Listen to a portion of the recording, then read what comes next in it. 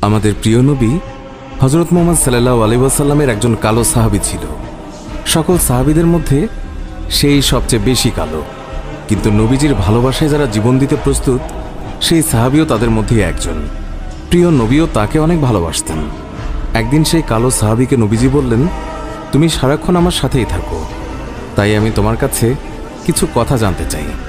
তখন সাহাবী নবীজির কাছে মাথা নিচু করে বলল, হুজুর, আমার জান হাজির আপনার জন্য, আপনি শুধু বলুন কি জানতে চান। তখন নবীজি বলল, তোমার বিয়ের সময় হয়েছে, তুমি কি প্রস্তুত? কালো সাহাবী মাথা নেড়ে বলল, হুজুর, আমি এত কালো, আমার কাছে কে মেয়ে দেবে? নবীজি বলল, তুমি বিয়ে করবে কিনা বলো, তোমার জন্য আমি মেয়ে দেখব। এই কথা শুনে কালো সাহাবী খুশিতে কেঁদে ফেলল আর বলল, হুজুর, আপনি আমার জন্য মেয়ে দেখবেন, আমার কাছে এর থেকে বড় পাওয়ার কি হতে পারে?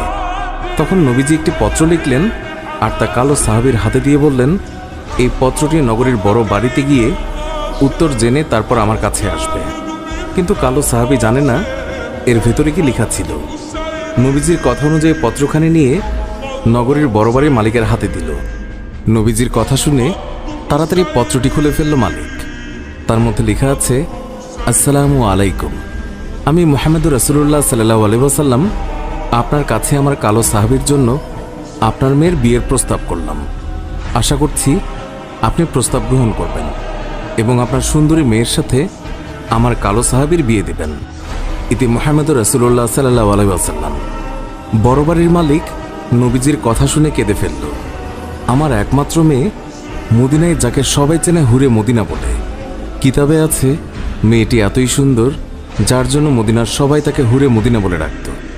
আমি এখন কি করি? নবীজি